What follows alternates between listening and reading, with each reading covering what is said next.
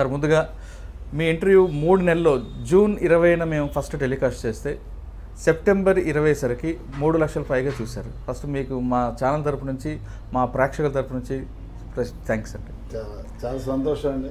ఎందుకంటే మీ ఇంటర్వ్యూలో కామెంట్స్ కూడా జనరల్గా మా ఇంటర్వ్యూస్లో కూడా కామెంట్స్ డిఫరెంట్గా ఉంటాయి, కానీ మీ కామెంట్స్లో 90% పాజిటివ్ ఉంది. 1-2 కామెంట్స్ కొంతమంది హర్ట్ అయ్యారు. దానికి కారణం ఏంటంటే మీరు రంగా గారి అభిమానులు రంగా గారిని మీరు గాడు అని సంబోధించారు. అంటే రంగా గారికి మీకున్న అనుబంధంతో మీరు ఆ విధంగా సంబోధించారు, కానీ రంగా గారి అభిమానులు మాత్రం ఆయన మీద ఉన్న అభిమానంతో మీరు గాడు అన్నంతో కొంచెం హర్ట్ అయ్యారు. ఫస్ట్ మీరు అక్కడ క్లారిఫై ఇవ్వాల్సి వస్తుంది. 2 రంగా గారు చనిపోయిన ముందు రోజు మీటింగ్ మీరు చెప్పారు, కానీ ఆ సిబిఐలో అది కాదంటున్నారు. నెంబర్ 2. నెంబర్ 3, కోడెల శివప్రసాద్ గారికి మీకు నర్సారావుపేటలో అవ్వచ్చు, మన వినుకొండలో జరిగిన ఎపిసోడ్స్లో అంత స్ట్రాంగ్ ఉన్న వ్యక్తి, పోలీస్ ఆఫీసర్లు కూడా కేర్ చేయకుండా వాడు వీడు అనే వ్యక్తి చిన్న విషయానికి ఆయన ఆత్మహత్య చేసుకుంటారా? ఆయన మనస్తత్వం అంత సున్నితమైనదా అన్నది మీరు ఒకటి సమాధానం. ఎందుకంటే ఆయన బాగా మీకు మీ ఇద్దరి మధ్యన ఫ్రెండ్షిప్, చాలా క్లోజ్ ఫ్రెండ్షిప్ ఉంది కాబట్టి. ఇవి కాకుండా పోలీస్ స్టేషన్లో జరిగిన ఇష్యూస్, అంతేకాకుండా మీ సర్వీస్లో ఇంకా చాలా కేసులు ఉన్నాయి. మీ వాళ్ళందరూ చాలామంది చెప్తున్నారు. మీరు మర్చిపోలేని కేసులు కొన్ని మరొకసారి మా ప్రేక్షకుల కోసం చెప్పండి. చాలా సంతోషం సార్. మొట్టమొదటిగా నేను ఎక్స్ప్లెనేషన్ ఇవ్వవలసినటువంటిది, రంగా అని గాడు అని సంబోధించానని చాలామంది రంగా వీరాభిమానులు వాళ్ళ కామెంట్స్లో పెట్టారు. నేను వారందరికీ రంగాని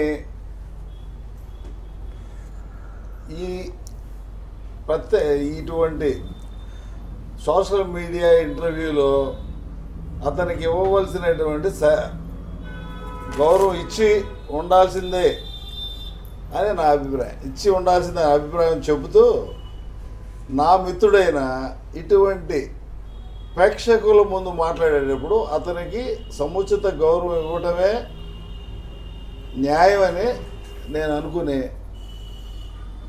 అలా మాట్లాడినందుకు వాళ్ళందరినీ నన్ను మన్నించమని అడుగుతున్నా.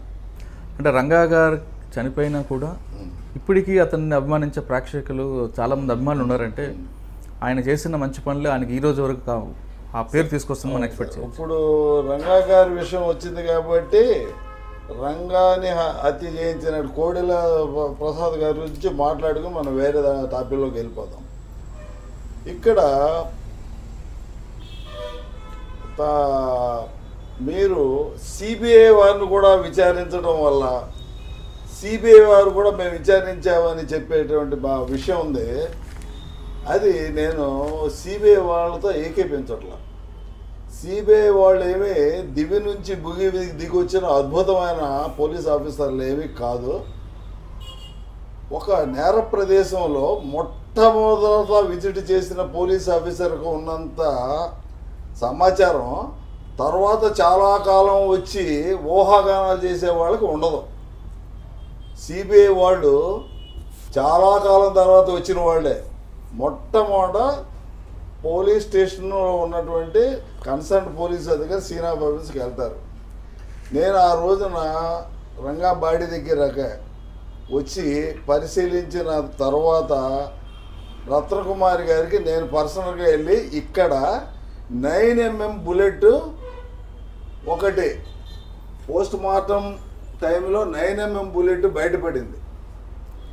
ఈ 9mm బుల్లెట్ రంగా దగ్గర ఉన్నటువంటి 2 గార్డ్స్ పారిపోయారు. కాబట్టి 9mm బుల్లెట్ ఎక్కడి నుంచి వచ్చింది? 9mm prohibited bore. ఆ బుల్లెట్ ప్రొహిబిటెడ్ బోర్ది. అది కేవలం పోలీసులు దగ్గర ఉంది. పోలీసులు ఆపరేట్ చేసే 9mm బుల్లెట్ నేర హత్య అనంతరం జరిగిన నేర ప్రదేశంలో దొరికినప్పుడు దాన్ని విశదీకరించవలసిన అవసరం ఇన్వెస్టిగేషన్కి ఉంది. అదేవిధంగా తర్వాత వచ్చిన సిబిసిఐడి దాన్ని రంగప్రసాద్ అనేటువంటి ఇప్పుడు ఎడిషనల్స్గా రిటైర్ అయిన ఆయన చేశాడు. ఆయన కూడా నాకు మిత్రుడే. వారు చేశారు సిబిసిఐడి ఇన్స్పెక్టర్. తర్వాత మరి సిబిఐ వాళ్ళు వచ్చి ఉండొచ్చు.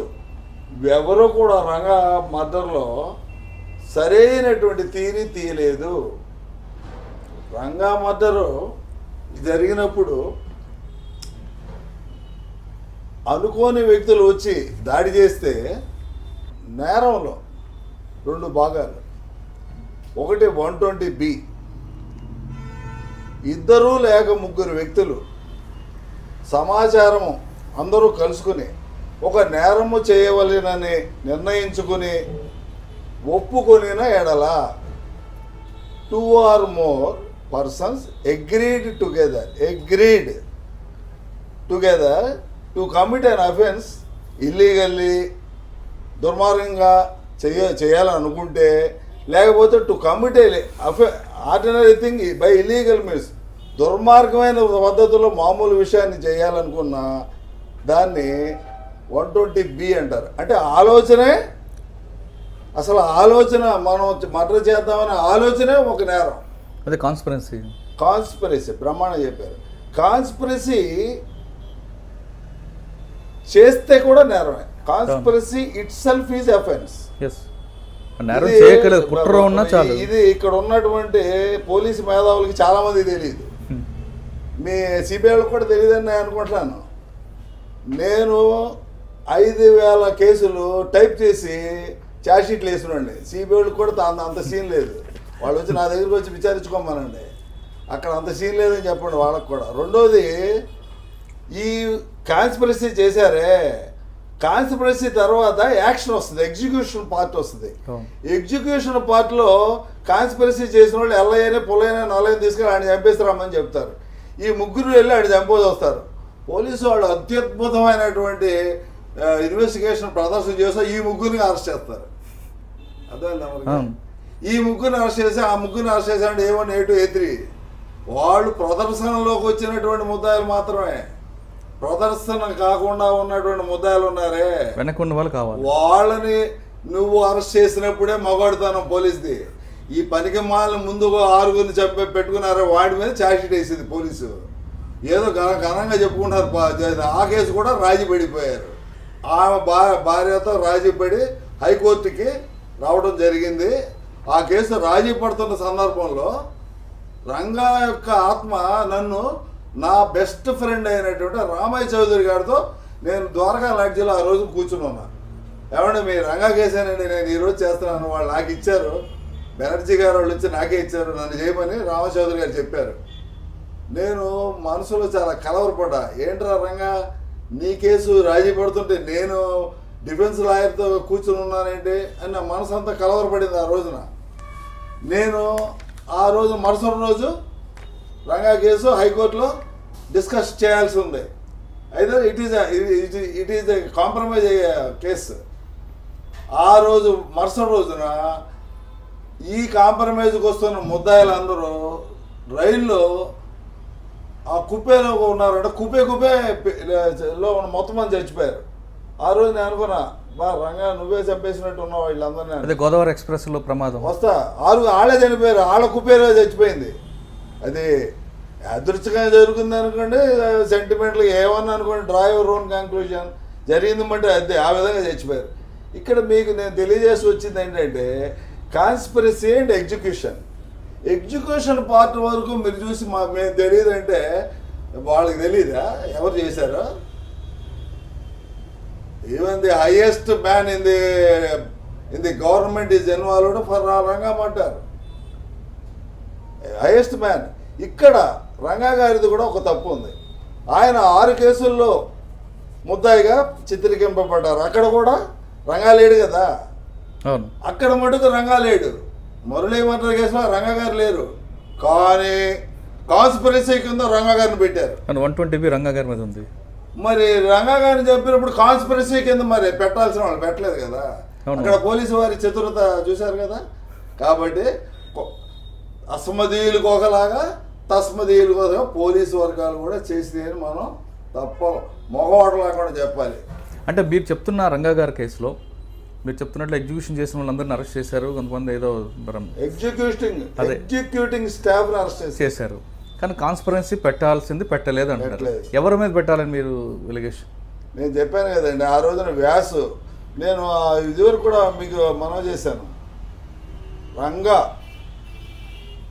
కాంగ్రెస్ ఆఫీస్ దగ్గర నిరాధ్యక్ష ఉన్నప్పుడు వ్యాస్ గారు మా వరలరామకి చెప్పాడు, రే ఈ సంగతి ఏంటో తేడా ఉంది ఎస్ఐ గారు, మరి ఈ సంగతి ఏం చేసి కొట్టేస్తే పోతానంటే వర్ణంగవీడి వరలరామే ఆ రోజున సబ్ ఇన్స్పెక్టర్ వ్యాస గారికి ఎంతో అంతరంగికుడు, ప్రీతిపాత్రుడు. అతను చెప్పాడు, ఈజ్ ఎ పాపులర్ మ్యాన్ అంటే ఎక్స్ట్రాడినరీ గొడవలు వస్తే దయచేసి మీరు అలా చేయొద్దని ఆయనకి బ్రహ్మాండం సలహా ఇస్తే, ఎందుకైనా మంచిదని మిత్రుడే నాకు ఒక చిన్న ఇది ఇచ్చాడు, జాగ్రత్తగా ఉండండి అని. మరి ఎవరు చేశారో ఇక నేను మళ్ళీ మీరు ఊరినే బయట చెప్పించడం ఆ రోజున జరిగింది మీ అందరికీ తెలుసు.